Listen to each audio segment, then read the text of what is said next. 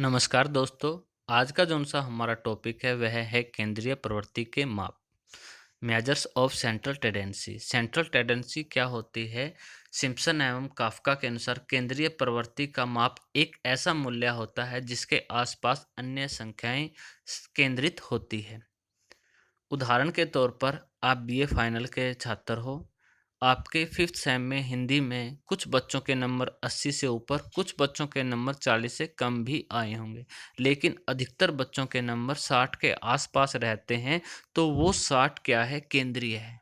यानी कि 60 के आसपास केंद्रीय प्रवृत्ति। इसी चीज़ को निकालना, मैथमेटिकल वे से निकालना, एक्यूरेट निकालना क्या कहलाता है? केंद्रीय प्रवृत्ति के माप कहलाता है।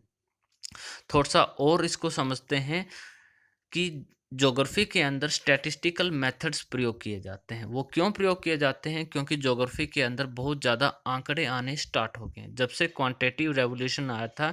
यानी कि अगर हम प्रैक्टिकल की बात करें, पॉपुलेशन की बात करें, क्लाइमेट की बात करें, वहाँ पर बहुत सारे आंकड़े आते हैं और ज़्यादा आंकड़े आने के कारण वो आंकड़े क्या हो जाते हैं? नीरस हो जाते हैं। हम उनको पढ़ना नहीं चाहते। और एग्जाम्पल देखें, आज अगर हम फ्रंट पेज न्यूज़पेपर का देखते हैं तो वो आंकड़ों से भरा हुआ मिलता है। आंकड़े किसके? कोरोना वायरस के। इस देश में इतनी मौतें हो चुकी है, इस देश के अंदर इतने लोग संक्रमित हो चुके हैं। तो वो आंकड़े, हम सभी आंकड़ों को नहीं पढ़ते। इतने ज़्यादा आंकड़े हो जाते हैं, हम सभी का अध्ययन करना नहीं चाहते। क्रिकेट मैच देखते हैं, वहाँ पर भी बहुत सारे आंकड़े आते हैं। तो उसके साथ कुछ इस तरह की चीज़ें भी होते हैं जिनको हम पढ़कर पूरे के पूरे आंकड़ों का अनुमान लगा लेते हैं। यानी कि विषय के ऊपर अपनी पकड़ बना लेते हैं। वो क्या चीज़ होती है? वो होती है औसत, परसेंटेज इत्यादि। और उन्हीं को क्या बोलते हैं हम? केंद्रीय प्रवृत्ति के माप बोलते हैं।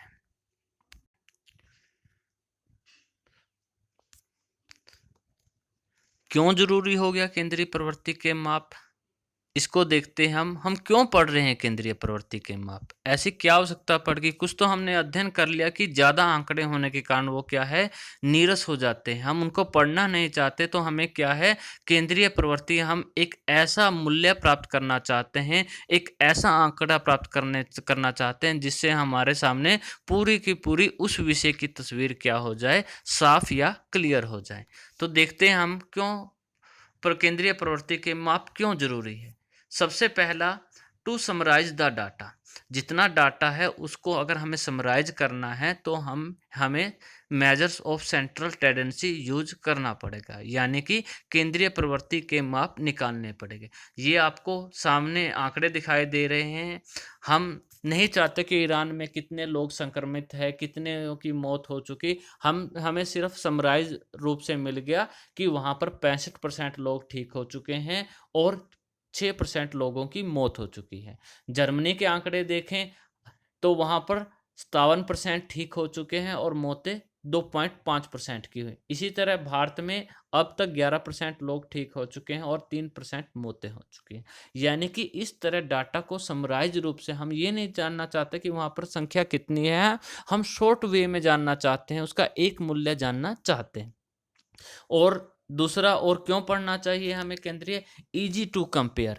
हमें तुलना करने में आसानी होती है। तुलना करने में, मान लिया आपके अलग अलग विषयों के अंदर नंबर आए हुए हैं, किसी दूसरे स्टूडेंट के अलग अलग नंबर आए हुए हैं, और हम उन दोनों की परसेंटेज निकाल कर आपस में तुलना कर सकते हैं। जैसे आइसलैंड अपनी 10% जनसंख्या का टेस्ट कर चुका है, अगले हफ्ते के लिए 20% लक्ष्य रखा है। टेस्ट संख्या में भारत 15वें स्थान पर है, लेकिन प्रति व्यक्ति टेस्ट कराने में 156वें स्थान पर है। यानी कि इस तरह जब आंकड़ों को हम समराइज कर लेते हैं तो आपस में तुलना करने काफ़ी आसान हो जाती है। दुनिया में प्रति 10 लाख में 13 लोगों की संक्रमण से मौत हो चुकी है। यह दर भी सबसे ज़्यादा स्पेन में है, जबकि भारत में 0.2 है। 50 देशों में एक भी मौत नहीं हुई।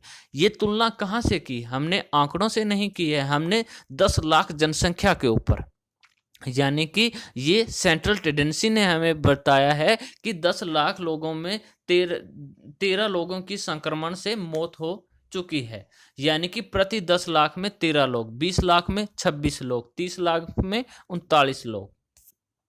To represent the universe. यहाँ पर यूनिवर्स का मतलब ब्रह्मांड से नहीं है, यूनिवर्स का मतलब है पूरे के पूरे, जैसे कक्षा में छात्रों को प्रतिनिधित्व करने वाला एक मूल्य है, पूरे के पूरे भारत का प्रतिनिधित्व करने वाला एक मूल्य कोरोना वायरस के ऊपर। जैसे दुनिया में हर 10 लाख में 208 लोग संक्रमित हो चुके हैं, इस पैमाने पर भारत में सिर्फ 5 मामले, यानी कि पूरी की पूरी जनसंख्या का औसत निकालकर हमने ये निकाला कि भारत में 10 लाख लोगों के ऊपर सिर्फ 5 लोगों को क्या है, संक्रमण हुआ है। यानी कि ये औसत से हमने ज्ञात कर लिया है। तो ये क्या है, केंद्रीय प्रवृत्ति के माप के कारण संभव हो सका है।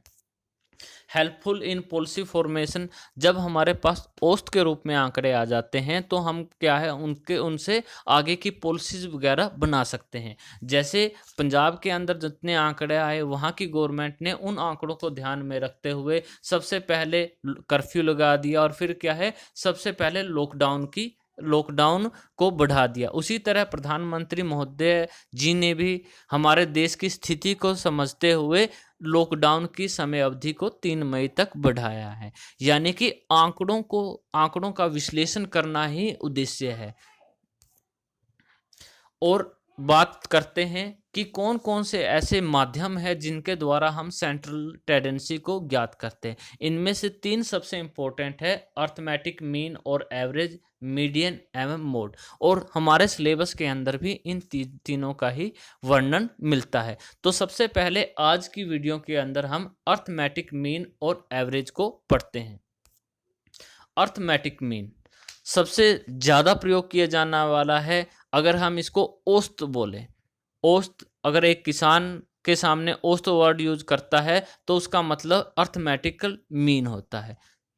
मान लिया कोई किसान है, वो क्या कह रहा है कि मेरी गेहूं औसत 45 मन की पड़ गई। कोई किसान ये कहता है कि मेरी गेहूं की फसल औसत 50 मन प्रति एकड़ की पड़ गई। तो वो किस चीज़ का प्रयोग कर रहा है, वो अर्थमेटिक मीन का प्रयोग कर रहा है। उसने क्या किया, अपनी सारी जमीन के ऊपर जौन सी गेहूं की उपज हुई उसको टोटल किया और अपनी एकड़, अपने उसके पास जितना खेत था उससे डिवाइड किया और उसने एक खेत की औसत निकाल दी। और ये एक ऐसी वैल्यू है जो सारे के सारे खेतों का क्या है, प्रतिनिधित्व करती है। आज हम मीन निकालना सीखेंगे। अर्थमेटिक मीन है वो 3 तरह की श्रृंखलाओं में निकाला जाता है। यानी कि हमारे सामने जौन से आंकड़े होंगे वो 3 तरह की श्रेणियों में होंगे। तो हम सबसे पहले एक श्रेणी देखते हैं, व्यक्तिगत श्रृंखला, इंडिविजुअल श्रेणी है, दूसरी खंडित श्रृंखला है, तीसरी अखंडित श्रृंखला है।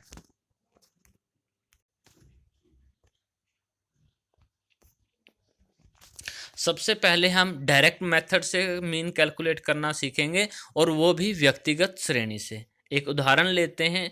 मान लिया हमारे पास 10 बच्चे हैं, अजय, सुमित, विशाल, ज्योति, नीरज, आकाश, राहुल, मीना, सोनिया एंड रीना। इनके नंबर दिए हुए हैं। किसी एक विषय के अंदर नंबर हो सकते हैं, किसी के 72 है, किसी के 76 है, किसी के 40 है, किसी के 53 है। हमें औसत अंक निकालना है कि विद्यार्थियों को कितना औसत अंक प्राप्त हुआ। और ये इंडिविजुअल है, व्यक्तिगत है। एक एक व्यक्ति के नाम के सामने रोल नंबर के अनुसार भी दिए हो सकते थे या सीरियल नंबर के अनुसार भी ये मार्क्स दिए हो सकते थे। तो हम इसको किस तरह से कैलकुलेट करेंगे, तो सबसे पहला स्टेप है, हम मीन का फार्मूला क्या होता है। मीन को हम एक्स बार के द्वारा भी डिनोट कर देते हैं। एक्स के ऊपर बार लगा देते हैं, इसको एक्स बार भी बोला जाता है। तो उसमें क्या किया जाता है कि x1 plus x2 plus x3 plus x4 plus x5 कहाँ तक, xn तक। n में कोई भी संख्या हो सकती है। अगर 10 नंबर है तो 10वें नंबर तक, 11 नंबर है तो 11वें, 50 नंबर है तो 50, डिवाइड बाय n। जितनी श्रृंखलाएं हैं उससे डिवाइड कर देते हैं। शॉर्ट फॉर्म में क्या बोलते हैं, x bar equal to sigma x upon by n। यानी कि ये जो सा सिंबल है, ये सिंबल सिग्मा कहलाता है। और सिग्मा का मतलब होता है x की जितनी वैल्यू है उनको जोड़ लिया। n का मतलब जितनी श्रेणी के अंदर जितने व्यक्ति है या मूल्य है उनको योग। हमारे सामने ये सीरीज थी, हमने इन नंबरों को जोड़ा, सिग्मा एक्स नीचे सिग्मा एक्स लिख दिया, ये कितना आया 644 आ गया। अब आगे इसको कैलकुलेट करते हैं। कैलकुलेट में फार्मूला लगाते हैं हम, 644 आया था, सिग्मा एक्स बराबर है, यहाँ पर 644 लिख लिया। एन इनकी संख्या कितनी है 10 है, तो हमने 10 लिखा, तो हमारा एक्स बार बोल लो या माध्य बोल लो या अर्थमेटिक मीन कितना आया 64.4 अंक आ गया। यानी कि अगर इन 10 बच्चों का हमने औसत निकाला तो प्रत्येक बच्चे को 64.4 के आसपास के अंक प्राप्त हो रहे हैं, तो ये एवरेज है। ये हमारा व्यक्तिगत श्रेणी का सवाल था, जिसको हमने क्या है डायरेक्ट मेथड से किया है। और मेथड भी है, शॉर्ट मेथड है, स्टेप डेविएशन मेथड है, जिसको हम पद विचलन बोल देते हैं। तो हमें सबसे पहले डायरेक्ट मेथड सीखना है तीनों श्रेणियों में। तो ये एक तरह की श्रेणी का सवाल देखा था। अब एक सवाल आपके लिए है। एक किसान के पास 4 एकड़ जमीन है, जिसमें कनक की पैदावार 52, 44, 49 और 55 मन हुई। किसान की पैदावार का माध्य क्या रहा है? ये आपने कैलकुलेट करना है। आप अपने माइंड में भी कैलकुलेट कर सकते हो और फिर बता सकते हो कि इसका कितना जवाब है। कोई ज़्यादा बड़ी कैलकुलेशन नहीं है। हमने क्या करना है, सबसे पहले सिग्मा एक्स यानी कि सारी की सारी फसलों की पैदावार को जोड़ देना है। जब हम इनको जोड़ते हैं तो ये कितना आ जाएगा 200 मन आ जाएगा। कितने एकड़ में हुई है, 4 में हुई, तो 4 से डिवाइड कर देंगे तो हमारा उत्तर कितना आ जाएगा 50 मन प्रति एकड़। बिल्कुल सिंपल सा था। इसी तरह आंकड़े कितने ही ज़्यादा हो, हम उनको क्या है व्यवस्थित ढंग से क्या है प्रस्तुत कर सकते हैं। और इसका प्रयोग तो किसान वगैरह मौखिक रूप से भी अपनी फसलों के वितरण को बताने में कर लेते हैं। आगे चलते हैं। अगला दूसरा मेथड है, ये आपने अपना बाद में निकालना है। इसमें क्या है, टेम्परेचर दिया हुआ है डिग्री सेल्सियस में, किसी भी स्थान का हो सकता है, जनवरी से लेकर दिसंबर तक 12 महीनों का डिग्री सेल्सियस तापमान दिया हुआ है। आपने इसका औसत तापमान बताना है। उसके बाद आता है calculation of mean in discrete series. खंडित श्रृंखला के अंदर हम माध्य को किस तरह से कैलकुलेट करते हैं। जैसे 20 छात्रों ने भूगोल विषय के पेपर में निम्नलिखित अंक प्राप्त किए गए हैं, औसत अंक ज्ञात करने। अब मान लिया एक ग्रुप है 20 बच्चों का, उसमें से 4 बच्चों ने 40-40 अंक प्राप्त किए हैं, 50 अंक 2 छात्रों ने प्राप्त किए हैं, एक छात्र के 32 अंक आए हैं, 3 छात्रों के 70 अंक आए हैं, 2 छात्रों के 72 अंक आए हैं, एक छात्र के 86 अंक आए हैं और 4 छात्रों के 48 अंक आए हैं और 3 छात्रों के 65 अंक आए हैं। पहले वाला माध्यम था sigma x upon by n, वो यहाँ पर नहीं लग सकता क्योंकि यहाँ पर अलग तरह से हमारे डाटा दिया हुआ है। इस तरह की सीरीज को खंडित श्रेणी हम बोलते हैं। सबसे पहले हमें क्या करना होगा, इसके अंदर ये फार्मूला है इसका, x bar equal to sigma f x upon by n, या क्या बोल सकते हैं x bar equal to sigma f x divide by sigma f. यानी कि एफ यहाँ पर फ्रीक्वेंसी के लिए यूज हुआ है। अभी यहाँ पर छात्र है, 40 अंक 4 छात्रों के आए हैं, तो फ्रीक्वेंसी क्या है यहाँ पर 4 और x 40, यानी कि 40 अंक एक छात्र के नहीं आए, 4 के आए, तो उसकी फ्रीक्वेंसी, उसकी आवृत्ति कितने बार होगी 4 बार। 50 2 बार ही आए हैं तो उसकी फ्रीक्वेंसी 2 बार होगी। इसका फार्मूला क्या है, sigma f x divide by sigma F. हमें फ्रीक्वेंसी भी जोड़नी है और क्या है फ्रीक्वेंसी के साथ अंकों की भी गुणा करनी है। ये इस सवाल का उत्तर दिया हुआ है। 40 अंक 4 छात्रों के आए हैं तो टोटल 40 अंक वाले के उसके 160 अंक बन गए। 50 2 छात्रों के आए हैं, उनके 100 अंक बन गए। 32 एक छात्र के आए तो उसके 32। इस तरह से हमने सारी कैलकुलेशन कर ली। तो सिग्मा एफ एक्स, यहाँ पर छात्रों की संख्या फ्रीक्वेंसी है, आवृत्ति है, उसके लिए हमने एफ वर्ड का प्रयोग किया है, अंक के लिए हमने एक्स वर्ड का क्या है प्रयोग किया है। तो ये जो सा हमारी फ्रीक्वेंसी और अंक थे, उनका गुणा करने के बाद हमें प्राप्त हुआ 1119 अंक बन गए पूरे के पूरे 20 छात्रों के। और छात्र कितने थे? वो 20 छात्र थे। तो 20 से उसको डिवाइड किया तो x बार यानी कि माध्य कितना आ गया?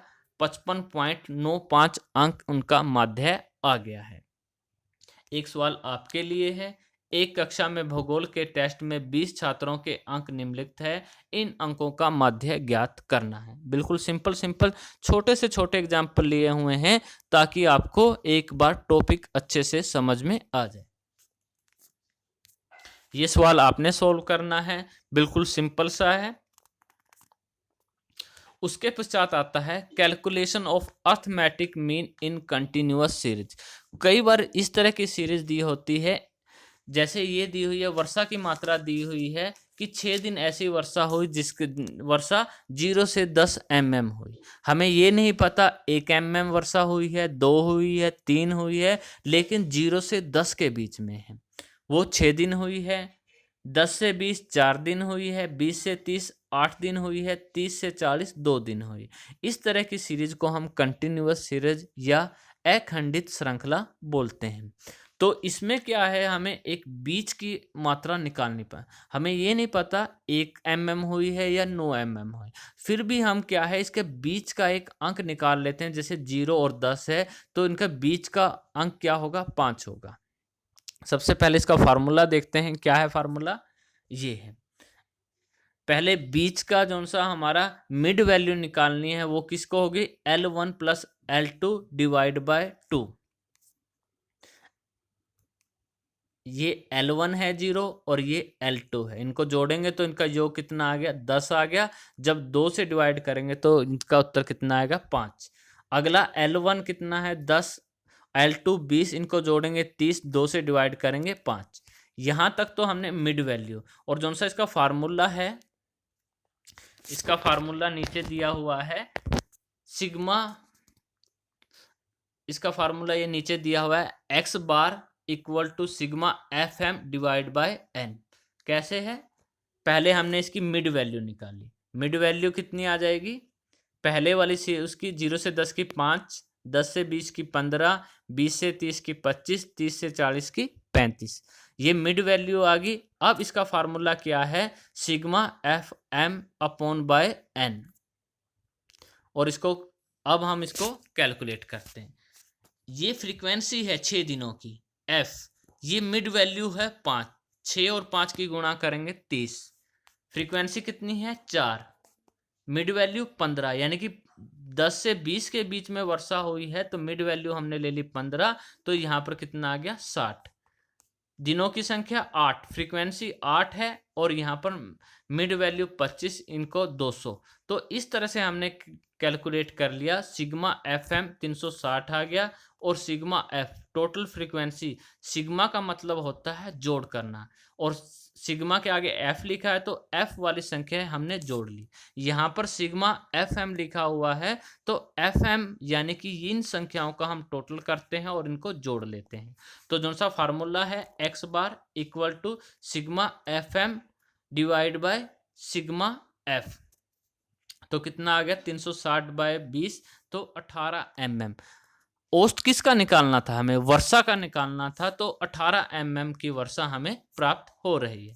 तो ये 3 तरह की हमने सीरीज देखी है और ये मीन ज्ञात किया है। मीन को डायरेक्ट मेथड से ज्ञात किया है। इसके और मेथड भी होते हैं। शॉर्टकट मेथड है, स्टेप डेविएशन या पद विचलन माध्यम है। सबसे पहले हमें डायरेक्ट मेथड से सीखना था और हमने अर्थमेटिक मीन सीखा है, जिसको हम एवरेज भी बोल देते हैं और कई बार मीन भी बोल देते हैं। इसको x बार से डिनोट किया जाता है। और ये क्यों जरूरी है? क्योंकि ज्यादा आंकड़े हमें देखने अच्छे नहीं लगते, नीरस हो जाते हैं, बोझिल हो जाते हैं। और अगर हमें एवरेज बता दिया जाए तो हमारे सामने काम बहुत ही आसान हो जाता है। तो आज हमने जो सा सीखा है, मीन तीनों श्रेणियों में किस तरह से ज्ञात किया जाता है। एक व्यक्तिगत श्रेणी होती है। व्यक्तिगत श्रेणी में नाम के हिसाब से, रोल नंबर के हिसाब से या क्रमांक के अनुसार होता है। एक खंडित श्रेणी होती है जिसके अंदर आवर्ती और मद या अलग अलग आवर्ती के सामने अलग अलग मदों की वैल्यू दी होती है। और ये हमारी कंटिन्यूअस सीरीज थी जिसका सवाल हमने लास्ट में सीखा है। इसके बाद हम कल को मीडियन सीखेंगे। धन्यवाद।